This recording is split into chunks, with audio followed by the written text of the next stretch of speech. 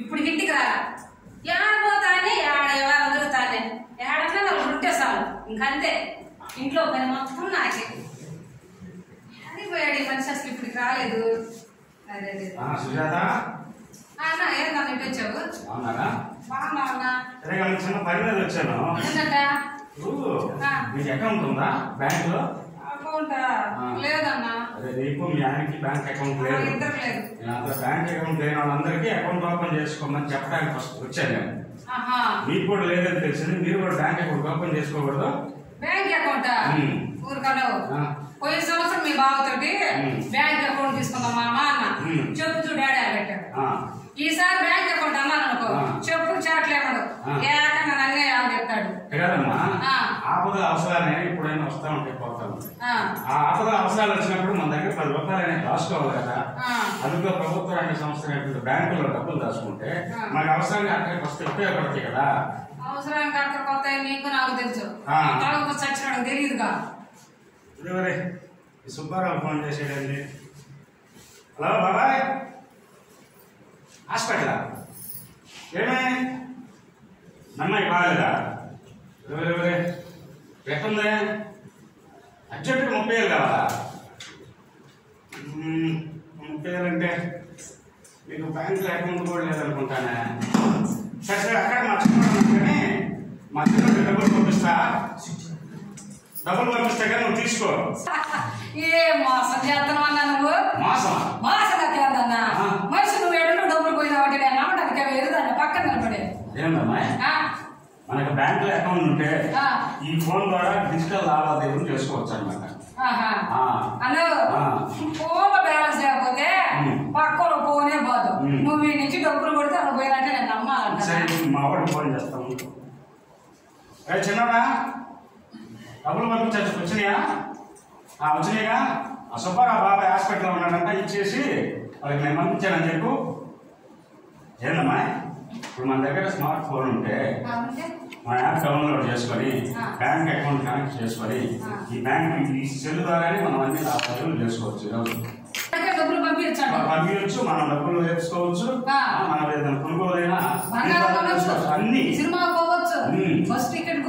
దీని ద్వారా మనం ఆన్లైన్ ద్వారా చేసుకోవచ్చు అనమాట.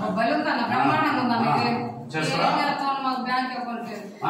బ్యాంక్ అకౌంట్ చేసుకోండి.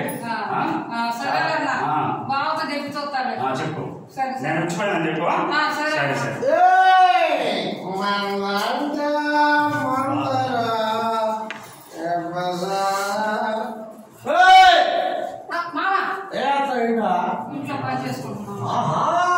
అంటే నువ్వు ఇంట్లో పని పొలం పని చేసేదానికి నేను తాగితే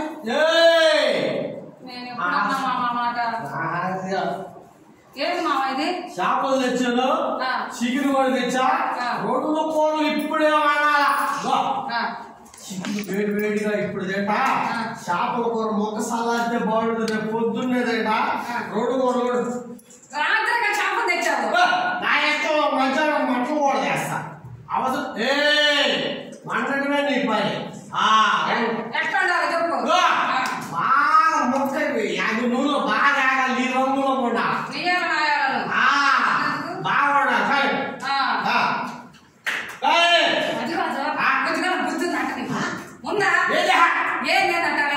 ఈ రకంగా 6 గాల కష్టపడి డబ్బులు తీసుకొచ్చి చికెన్ మందు చేపలని మొత్తం కాపాడుతున్నారు. మనకి ఆడపిల్లలు ఉన్నారు, 1 రూపాయి వెనక్కేసుకున్న ఆలోచన ఉందా నీకు?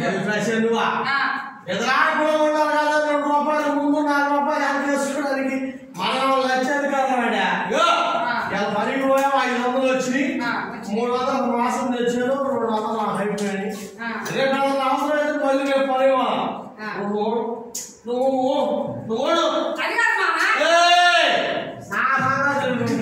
అర్జెంట్కి తినా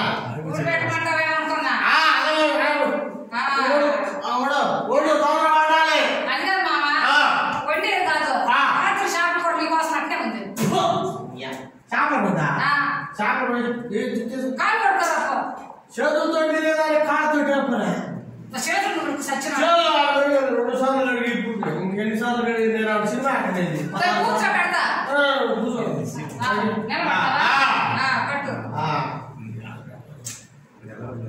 ముళ్ళు కూర్చుందా ముళ్ళు కూర్చుందా